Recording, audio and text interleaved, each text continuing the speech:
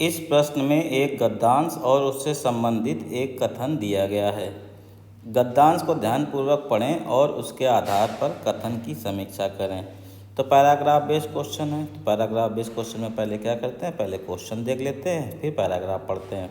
तो क्वेश्चन है हमारे पास, स्टेटमेंट दिया है, सुरक्षा खतरों से निपटने के लिए ऑडिट संरचना को दूरसंचार उपकरणों की कमजोरियों का परीक्षण और पहचान करना आवश्यक है।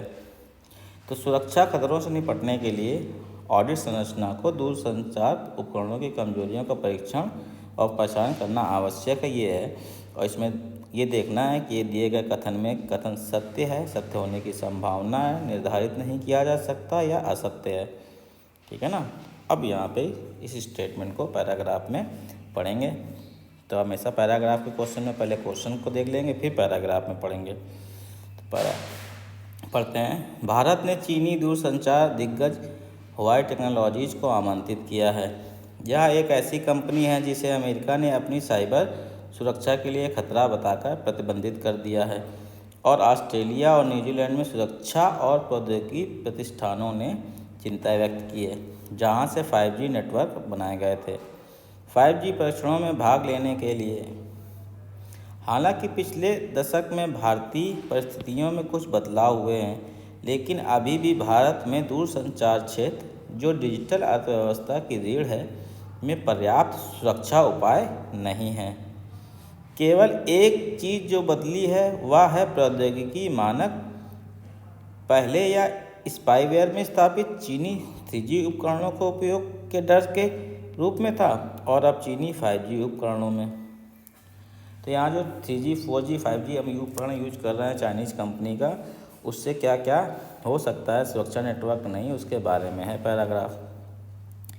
इन कथित सुरक्षा खतरों से निपटने के लिए विशेषज्ञों ने 2 तरीके सुझाए हैं। विशेषज्ञों ने 2 तरीके बताए हैं जिनका इस्तेमाल सरकार कर सकती है। कौन कौन से?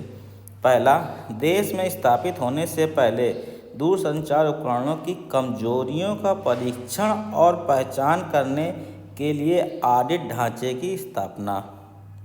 तो ये देखिए, यही क्वेश्चन यहाँ पे था कि सुरक्षा खतरों से निपटने के लिए ऑडिट संरचना को दूरसंचार उपकरणों की कमजोरियों का परीक्षण और पहचान करना आवश्यक है।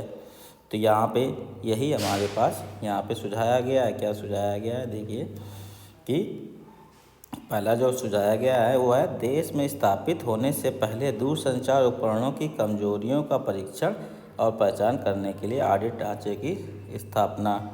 दूसरा क्या दिया है? देश में महत्वपूर्ण हार्डवेयर घटकों के निर्माण की क्षमता विकसित करना।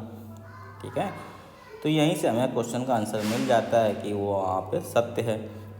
तो अधिकारियों का कहना है कि भारत में इन्हें अब तक लागू नहीं किया गया। तो यहीं से हमारा क्वेश्चन ख़त्म हो जाता है। तो यहाँ से क्या आ जाएगा, तो जो स्टेटमेंट है ये हमें बताया गया है, सुझाया गया है, तो यह कथन निश्चित रूप से क्या है? सत्य है। तो आंसर क्या हो जाएगा? ऑप्शन ए सही हो जाएगा। तो गिवन ऑप्शन में से ए 2 में है, तो option 2 is the correct answer. तो पैराग्राफ बेस्ड क्वेश्चन में आपको क्या करना है, पहले क्वेश्चन को पढ़ लेना ताकि क्वेश्चन दिमाग में रहे, फिर पैराग्राफ को